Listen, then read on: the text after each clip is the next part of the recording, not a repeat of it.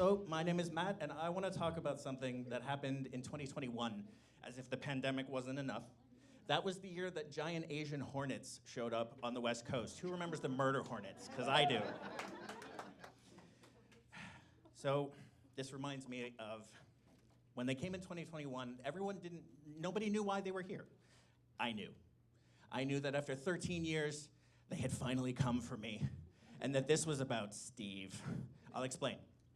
Back in 2008, I spent a year teaching English in Japan, and I admit, in hindsight, I ignored some pretty big red flags. Like when I arrived in Tokyo, and my welcome packet said, "Murder hornets kill 30 to 50 people a year." Or when all of my coworkers greeted me the same way, "Welcome to Japan, careful about the hornets. If one of them stings you, all the others in the area know to come get you too. It only takes one." Awesome, great intro. So one day, I go outside to grab some laundry off my line, and I reach for that first shirt, and right a foot from my hand, there it is. One murder hornet, upside down, on a nest he's building on my roof. Awesome.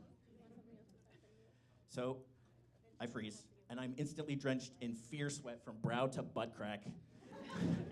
And then I slowly start to withdraw, and two things happen at once. First, my panicking brain gives this hornet the classic Japanese name, Steve. Second thing that happens is Steve, upside down, without moving, swivels his head to the side to stare me straight in the face, exorcism style, radiating all the confidence of God's most spiteful creature. I felt like I might pee a little, but I stopped myself. In that stare, time froze, and we exchanged 1,000 thoughts. They all kind of sounded like this. "Oh God, please don't kill me, please don't kill me, please don't kill me. I am a murder hornet. We only do two things: build nests, sting bitches. And you look like a bitch. Your move, mortal."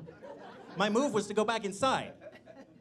I start to withdraw. Steve lets me go, but the thing is, when you're that close to a murder hornet, you can see your reflection in their eyes as they watch you. It's not a good feeling. I get inside my house, doesn't feel safe anymore. And I move to the room with my desk, because that window has a screen. And the window goes up and the screen goes down. I look outside. What's Steve doing? Still upside down, without moving, has swiveled his head the other direction to stare me straight in the face. None of you are upset enough about this. This horrible thing tracked me through my closed home and knew exactly where I was. There's no safety anymore. When I felt those soulless eyes lock on me again, I realized three things.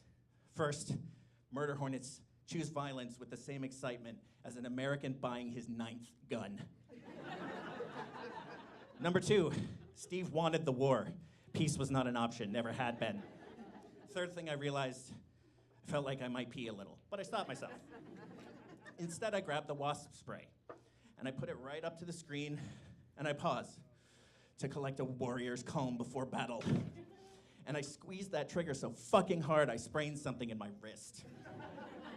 And with the precision of a SEAL team sniper, I shoot a jet of wasp spray through the screen between two of my shirts, and I nail Steve right in his murder hornet face.